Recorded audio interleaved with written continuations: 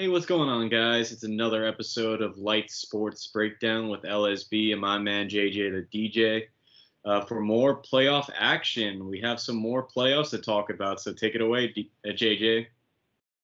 Second round, the semifinals are continuing. We talked about the one semifinals earlier with Milwaukee and Miami. Great series there. Miami had 2 games to nothing. That's shocking. And Toronto and Boston. Boston also ahead 2-0 in that one with a game 3 today. But we're focusing on the Western Conference right now. So that's where we got to stay. Western Conference all the way. Here we go. So the first matchup that I am going to touch on a little bit is an exciting one between the Denver Nuggets, who just got done playing about a day ago against, or a day and a half, whatever it was, against Utah in a game 7. Yes, that one for two young, inexperienced teams in the playoffs. They went to a game 7, and now they got to make their focus on the Los Angeles Clippers.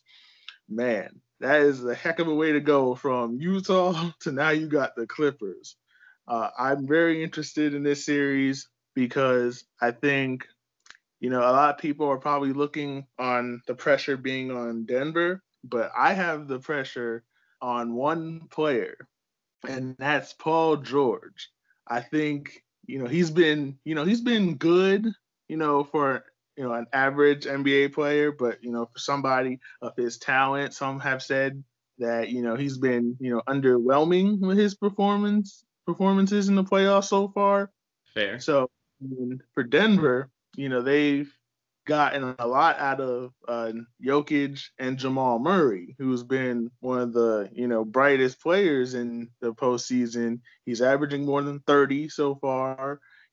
He's showed up in big moments, and that is something that he could use to his advantage to try to help Denver make this a very competitive series, which I think it will be anyway. I don't think it will be as one-sided as people might think. So as far as my prediction goes, I I could see something similar to how my Clippers Mavericks prediction went with 4-2, because I see Jamal Murray and Jokic especially. I think if Jokic controls the paint, I like Zubats for the Clippers, but I don't see him defensively as being someone that can guard, a player with such offensive capabilities that Jokic has. So I think it's up to Jokic to establish himself.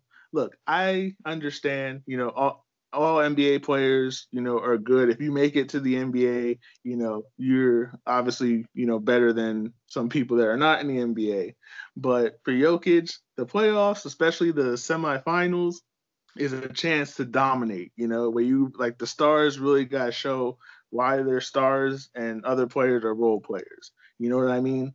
So look for Jokic to have to be really assertive, because Montrezl Harrell hasn't, he showed up to the bubble late. He hasn't looked, similar to his old form. So I look for Jokic, for Denver to have a chance in this one, with Kawhi and Paul George focusing so much attention on Jamal Murray. I think that Jokic really has to, provide assistance where Murray might struggle. Fair enough, definitely. Those two guys have to be on fire to make this series competitive. I think, like you said, Jamal Murray and Donovan Mitchell, they put on a show last series. And it's crazy that the Nuggets barely won that game, too. Mike Conley's three went in and out. That it could have been a different series that we could be talking about today. But, the Nuggets survived. And it was crazy that they tried to shoot a layup at the end of the game instead of just holding the ball. That could have made it really interesting. But like you said, Jokic, he could assert himself against this LA team. Like you said, Montrezl Harrell, it hasn't been himself. And Zubac, he's good offensively, but we haven't really seen the that much of a defensive side. Like, he's average at defense, I would say, is a fair estimate. I wouldn't say that he's good or bad. He's like in between. But I think this series is going to be good. And like you said, Paul George, he's been struggling. The last game that they played was game 6, and he only scored 15 points. And the crazy thing is, JJ, that series could have been pushed to 7 games if Kristaps didn't tear his Achilles or MCL. And it's crazy. They almost got pushed to a game 7, and it would have been crazy if they got bounced in the first round. But Kawhi Leonard is going to need Paul George to be the star that he knows he is, but Paul George just hasn't found it yet. And I don't know. This series is interesting. Like you said, if Jamal struggles, it hurt Denver, and if Paul George struggles, it could hurt LA because Kawhi's pretty much been Kawhi. So we have no questions about Kawhi. He's going to show up, he's going to score his points, and he's going to be defensively, but he needs his right-hand man to help with that. And like I think it was game 5 or game 4, Paul George had like one of his best games in the bubble, and ever since then he just reverted back. But there's going to be those off nights for those players. Not everyone can consistently score like 30 points a game. But, I mean, we're used to that with Paul George when he was on the Pacers and last season when he was on the Thunder. So it's kind of odd to see him struggling like this. But with that being said, I think this series could go 7 games. And it's hard for me to go against LA, so I'm picking them to win 7 games. I was going to go 6, but I think if the Nuggets can optimize the bad games that Paul George plays, I think they have a good chance of extending this series. I don't know if they have enough to knock him out, but I think that they could definitely push this series to 7.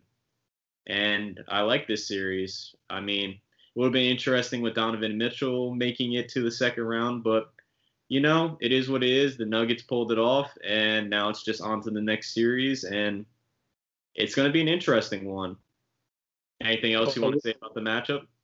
One more thing I'll add is their prediction. I could see a 7-game series, but it's just little things in my gut that is telling me that like I said, I believe this series will follow my Clippers Mavericks formula, and I'm gonna go 6 games as well, because when I look at Denver, you mentioned last second with the layup attempt when they should have just held the ball.